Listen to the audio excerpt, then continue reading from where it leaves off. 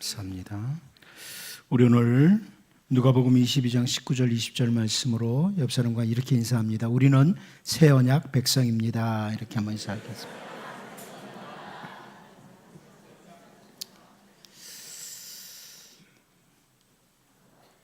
마태복음 26장 26절에서 28절까지 말씀을 보면 그들이 먹을 때 예수께서 떡을 가지사 축복하시고 떼어 제자들에게 주시며 이르시되 받아서 먹어라, 이것은 내 몸이니라 하시고 또 잔을 가지사 감사기도 하시고 그들에게 주시며 이르시되 너희가 다 이것을 마시라, 이것은 죄사함을 얻게 하려고 많은 사람을 위하여 흘리는 바 나의 피 곧 언약의 피니라.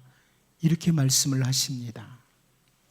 우리 주 예수님께서 공생의 마지막 그 부분에 와서 제자들과 함께 유월절을 맞으면서 주셨던 그 말씀입니다. 떡을 가리켜서 이것은 내 몸이니라, 그리고 잔을 가리켜서 이것은 죄사함을 얻게 하려고 많은 사람을 위하여 흘리는 바 나의 피 곧 언약의 피니라. 이렇게 말씀하십니다. 떡을 내 몸이라고, 잔을 가리켜서 내 피라고, 이렇게 주님이 말씀하셨습니다.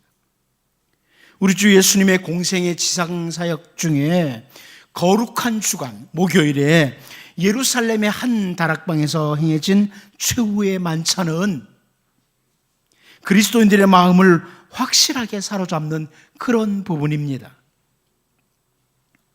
예수님과 제자들이 유월절 만찬을 함께 나눌 때에 주님은 자기 주위의 제자들을 거룩한 교제로 집중시키셨습니다.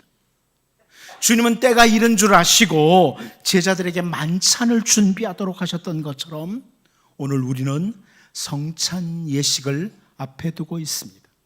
우리 주님이 제자들에게 만찬을 준비하도록 하셨던 것처럼 우리는 주님이 제정하신 거룩한 성찬 예식을 앞에 두고 있습니다.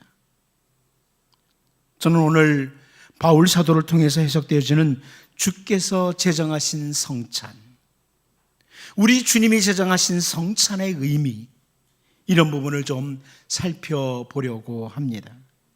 특별히 고린도 교회 성도들에게 보내는 편지를 통해서 이 성찬에 대해서, 성찬의 의미에 대해서 설명하는 것을 같이 살펴보면서 우리는 오늘 성찬 예식을 앞에 두고 분명한 의식을 가지고, 분명한 의미를 가지고 성찬 예식에 임하는 우리 모두가 될 수 있기를 원합니다. 첫 번째로 우리 주님이 제정하신 성찬은 코이노니아라는 것을 가지고 있다.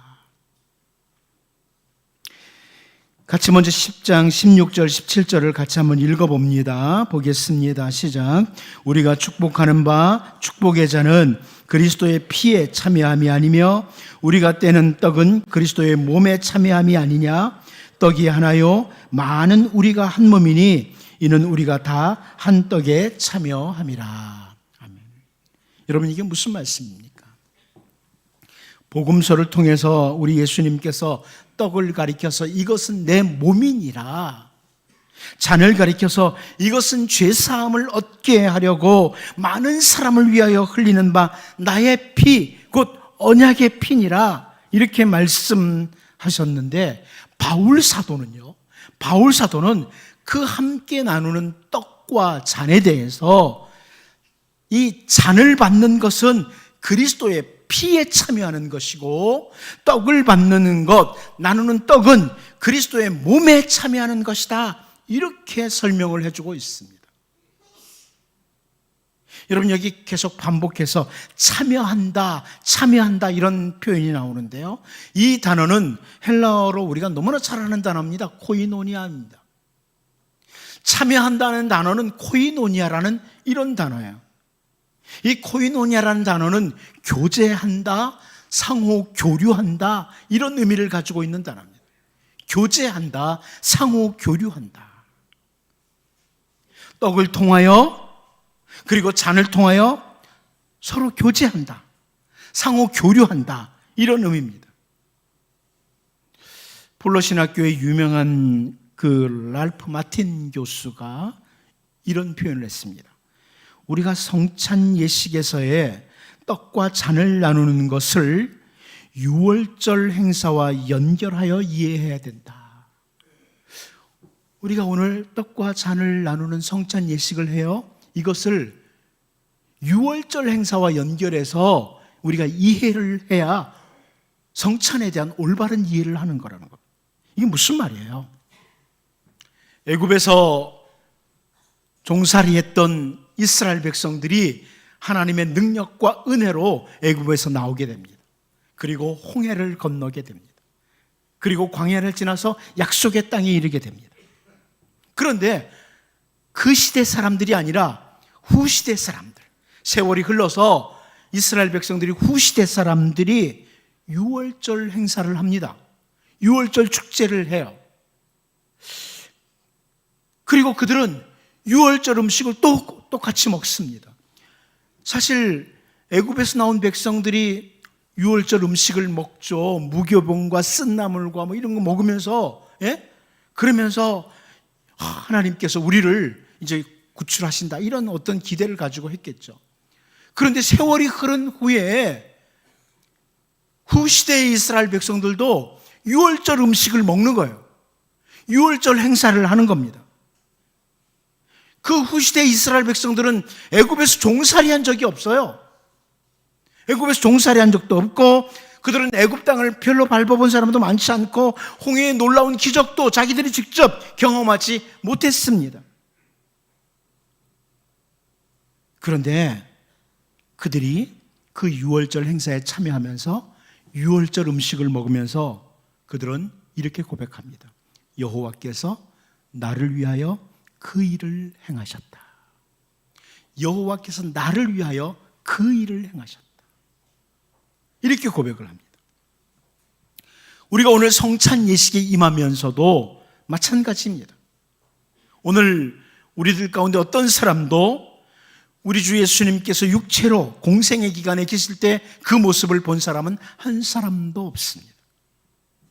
우리 주님과 함께 그 마지막 만찬 식탁에 앉았던 사람도 없고, 저 갈보리 언덕 십자가를 직접 눈으로 목격한 사람도 한 사람도 없습니다. 그런데 우리가 이 성찬 예식에 임하면서 떡과 잔을 나누면서 우리는 그리스도의 피에 참여하고 그리스도의 몸에 참여하는, 교제하는 자들이다. 우리는 유월절 축제에 참여했던 사람들과 동일한 고백을 해야 되죠. 예수 그리스도께서 바로 나를 위하여 십자가에서 죽으셨다. 떡과 잔을 대하면서 우리는 예수 그리스도께서 바로 오늘의 나를 위해서 십자가에서 죽으셨다, 이런 신앙을 고백하게 되는 겁니다. 랄프 마틴은 이것에 대해서 수직적인 교제, 수평적인 교제라는 설명을 해주고 있습니다. 우리 주님과 우리가 수직적인 코이노니아, 수직적인 교제를 한다는 겁니다. 이 떡과 잔을 대하면서 주님과 내가 지금 교제하는, 하나를 이루는 이런 교제가 있다. 그리고 동시에 수평적인 교제, 성도들과 함께 우리는 다 예수 그리스도를 머리로 하는 한 몸이다, 이런 수평적인 교제를 하는 것이 성찬이다. 우리는 성찬에 임하면서요, 먼저 주 예수님과 상호 교류하는, 하나됨을 확인하는, 교제하는 이런 시간입니다. 그리고 고린도전서 10장 17절에 계속 설명되는 말씀, 떡이 하나요 많은 우리가 한 몸이니 이는 우리가 다 한 떡에 참여함이라, 이렇게 표현해 주는 거죠. 이런 모습이에요. 성찬의 이 자리에 우리의 이 육신의 눈으로 보이지는 않지만 우리 가운데 임재해 계신 우리 주님과 우리가 하나를 이루고, 우리는 또한 예수 그리스도를 머리로 해서 우리는 한 몸, 하나를 이룬 연합 공동체라는 겁니다. 이걸 보여주는 겁니다. 떡 한 덩어리.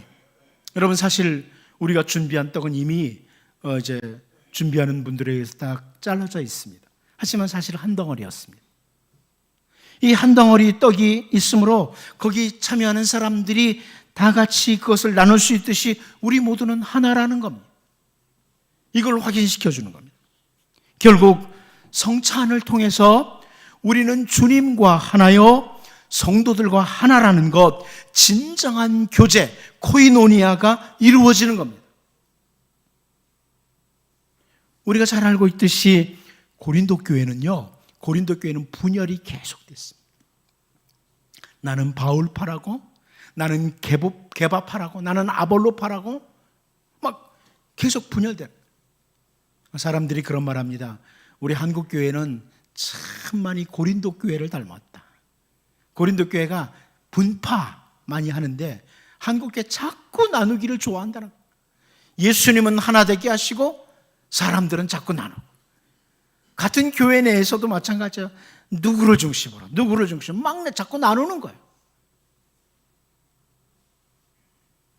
그런 고린도 교회에게 지금 바울 사도는 성찬에 대해서 설명을 하면서 우리는 그리스도를 중심으로 하나다, 이걸 설명하는 겁니다. 만일 우리가 떡과 잔을 대하는데 주님과 내가 하나됨, 또 성도들과 하나됨을 이루지 못한다면 바울 사도는 말하는 거죠. 이 모든 성찬 예식은 아무런 가치도 없고 무의미한 관습일 뿐이다, 이런 설명을 하는 겁니다. 여러분, 오늘 성찬 예식에 임하면서 우리는 기도해야 합니다. 주님, 저는 주님께 붙어있는 주님의 지체입니다. 주님과 저는 하나입니다. 이 떡과 잔을 통해서 다시 한번 주님과 내가 하나임을, 늘 주님과 교제하는 백성임을 확인하게 하옵소서. 그리고 주님을 머리로 여기 사랑하는 성도들과도 하나임을 확인하게 하옵소서. 기도하면서 이 성찬 예식에 임할 수 있기를 바랍니다. 두 번째로, 우리 주님이 제정하신 성찬은 기념, 기억이라는 이런 중요한 것이 담겨져 있습니다. 성찬이 교제라는 의미도 있지만 고린도전서 11장 24절 25절에서 반복되는 표현은 기념입니다. 같이 한번 읽어보겠습니다. 보겠습니다. 시작. 축사하시고 떼어 이르시되 이것은 너희를 위하는 내 몸이니 이것을 행하여 나를 기념하라 하시고, 식후에 또한 그와 같이 잔을 가지시고 이르시되 이 잔은 내 피로 세운 새 언약이니 이것을 행하여 마실 때마다 나를 기념하라 하셨으니. 여러분, 여기 기념한다는 단어는 우리가 잘 아는 대로 생각나게 한다, 기억하게 한다, 이런 의미를 가진 단어예요. 공동 번역이 이렇게 번역해 주었습니다. 감사의 기도를 드리신 다음 빵을 떼시고 이것은 너희들을 위하여 주는 내 몸이니 나를 기억하여 이 예를 행하여라 하고 말씀하셨습니다. 또 식후에 잔을 드시고 감사의 기도를 드리신 다음 이것은 내 피로 맺는 새로운 계약의 잔이니 마실 때마다 나를 기억하여 이 예를 행하여라 하고 말씀하셨습니다. 자, 이렇게 기억해야 된다, 기념해야 된다, 생각해야 된다, 이런데요, 이 생각한다, 기억한다, 기념한다는 이 단어는 히브리 사람들에게 있어서는 의미가 상당히 짙습니다. 의미가 좀 달라요. 우리가 생각하는 그냥 나 기억나, 이 정도가 아니라는 거죠. 아까 말씀드렸던 랄프 마틴은 이 기억한다는 단어는 히브리 사람들에게 있어서는 단순히 정신적인 활동 정도가 아니라 역동적인 측면을 포함하고 있다, 이렇게 표현했습니다.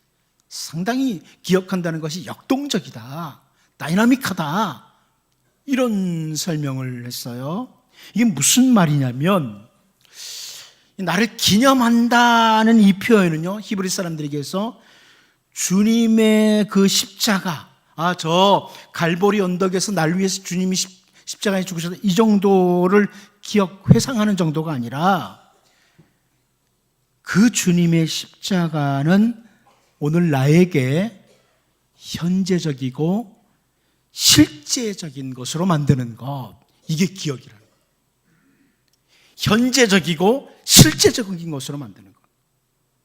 다시 설명드리면 단순히 떡과 잔을 나누면서 우리 주님이 그래 과거에 약 2000년 전 나를 위해 죽으셨지 이 정도로 회상하는 정도가 아니라 그 주님의 구원의 능력, 그 구원의 능력이 현재 나에게로 옮기도록 하는 것이라는 것. 구원의 능력, 십자가 능력이 오늘 나에게 임하도록 하는 것. 나에게로 옮겨졌다. 이걸 생각하는 거라는 거죠. 그래서 유명한 그 더글라스 존스라는 분은 이런 표현을 했습니다. 이 성찬을 통해 주님을 기억한다는 것은 우리가 신앙으로서, 믿음으로써 주님을 소유하는 것이라.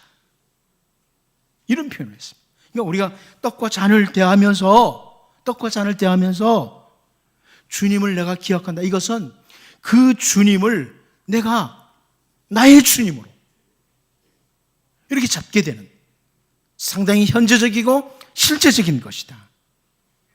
여러분, 이 부분을 이스라엘 백성들의 유월절 예식과 맞물려서 다시 설명을 해보면 시편 78편을 보면 쉽습니다. 시편 78편 11절 말씀을 보면요, 여호와께서 행하신 것과 그들에게 보이신 그의 기이한 일을 잊었도다, 이런 표현이 나옵니다. 이스라엘 백성들이 하나님이 행하신 것, 하나님이 보이신 것을, 그 기이한 능력들을 잊었다, 기억하지 못한다, 이렇게 표현을 해주고 있거든요.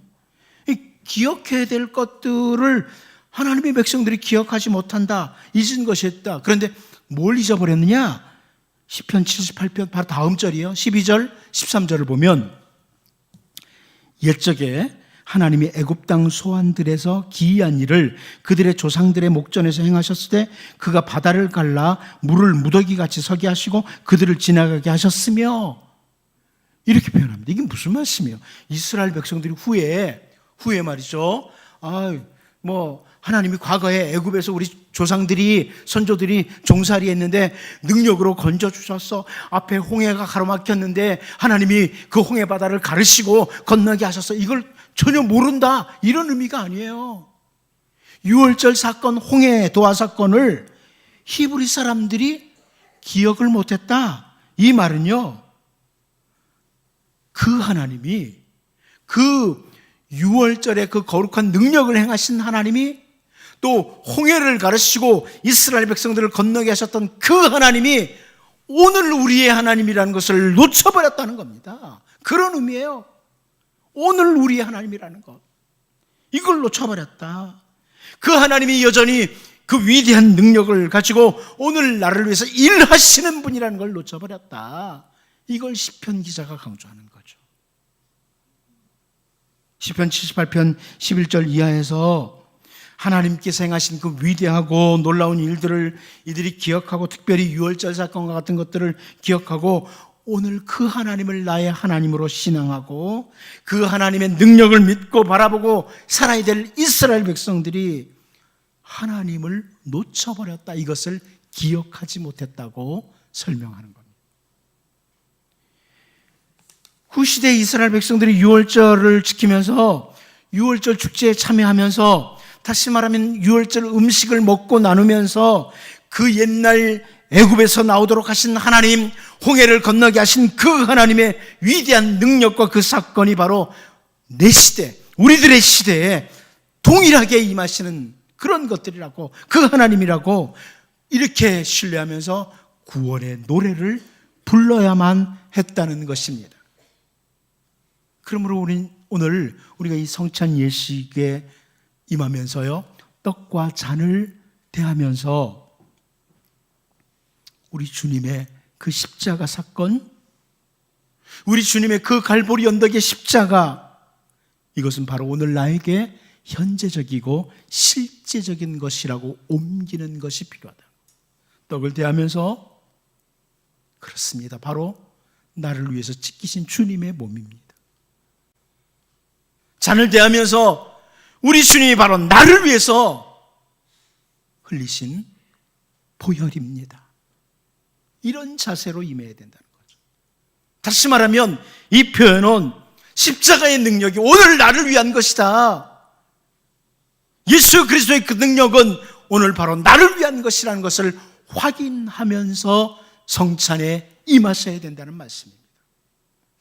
제가 종종 설명을 드리지만 성찬 예식을 통해서 우리는 약 2000년 전 갈보리 언덕으로 달려가서 그 주님의 놀라운 은총과 함께 다시 주님과 하나를 이루는 십자가의 능력을, 십자가의 은혜를 오늘 나에게로 옮기는 것입니다. 그러므로 여러분 오늘 성찬 예식에 임하면서요, 이렇게 히브리 사람처럼 성경적인 기억을 하셔야 됩니다.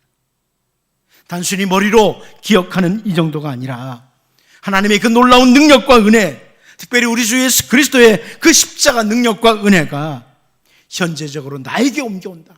다시 말하면 오늘 그 능력, 그 은혜는 나를 위한 것이다. 이렇게 믿음으로 받아들이고 우리도 감사와 구원의 노래를 부르면서 이 성찬 예식에 임할 수 있기를 바랍니다. 마지막 한 가지 더 보면 복음을 위하여입니다. 복음을 위하여. 우리 같이 26절을 읽어보도록 하겠습니다. 읽어봅니다. 시작.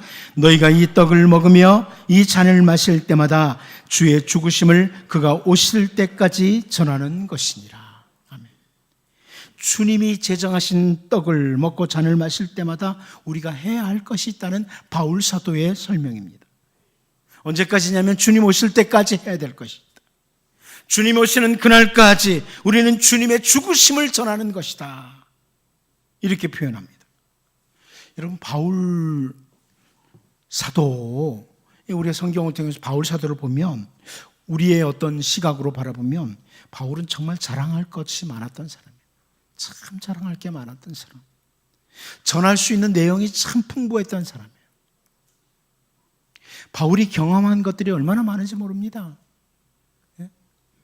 바울을 통해서 얼마나 많은 사람들이 병고침을 받았고 바울을 통해서 얼마나 많은 사람들이 하나님의 능력을 경험했는지 모릅니다. 그런데 바울 사도는 그런 거 하지 않습니다. 그런 거 전하지 않습니다. 자기 자랑도 그 어떤 것도 설명하지 않습니다. 정말 조금 전에 하나님의 능력을 경험했음에도 불구하고 그런 거 전하지 않습니다. 내가 이런 거 경험한 사람이야, 이런 거 말하지 않아요. 바울은 한 가지, 예수 그리스도의 십자가 복음만 전합니다. 갈라디아서 6장 14절을 보면 그러나 내게는 우리 주 예수 그리스도의 십자가 외에 결코 자랑할 것이 없으니 그리스도로 말미암아 세상이 나를 대하여 십자가에 못 박히고 내가 또한 세상을 대하여 그러하니라. 이렇게 설명합니다. 그리스도밖에, 주님 십자가밖에는 자랑할 것이 없다. 이런 표현합니다. 여러분, 우리 참 이 부분을 보면서 성찬 예식에 임하는 올바른 자세가 바로 이 부분 아니냐, 이걸 확인하게 돼요. 오늘날 여러분, 자기 자랑하는 사람들이 얼마나 많습니까?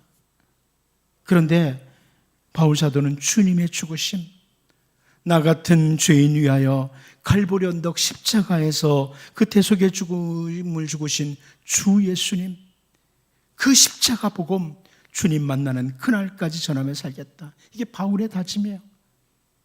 바울을 사도는 고린도전서 1장 18절을 통해서요, 십자가의 도가 멸망하는 자들에게는 미련한 것이요 구원을 받는 우리에게는 하나님의 능력이라, 이렇게 고백을 합니다. 그러므로 바울 사도는 십자가의 도를 전하는 거예요. 세상에 사는 동안에 우리 자랑할 일들 참 많이 생기죠. 자랑할 일들이 참 많이 생겨요.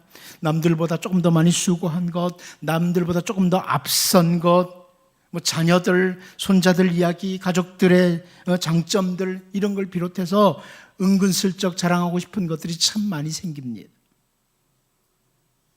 그런데 바울은 정말 자랑하려고 했다면 끝도 없었을 거예요. 정말. 그런데 그런 것 안 합니다. 오직 예수 그리스도, 오직 십자가 복음만 전합니다.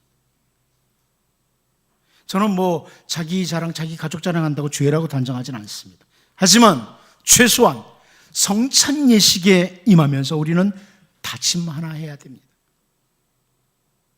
내가 오늘 이 자리에 있는 것은 오직 주님의 은혜라. 주님의 은혜라는 것을 기억하고 내가 주님 오시는 그날까지, 아니 내 모든 삶과 사역이 마치는 그날까지, 주님 다시 만나는 그날까지 주님, 우리 주님의 십자가, 이 복음 한 사람에게도라도 전하기를 원합니다. 사람을 살리는, 생명을 주는 이 십자가 복음 한 사람에게라도 전하고 주님 만나겠다는 이런 다짐이죠. 세상에는 자기 사랑하는 사람들 참 많습니다. 하지만 여러분 바울 사도처럼 올바로 성찬 예식에 임하는 이런 사람들 되기 위해서 생명을 살리는 생명의 복음, 하나님의 능력인 십자가 복음 단 한 사람에게라도 전하고 주님 만나겠다는 이런 다짐과 함께 떡과 잔을 대하는 거룩한 성찬 예식이 될 수 있기를 바랍니다. 기도하겠습니다. 하나님 아버지,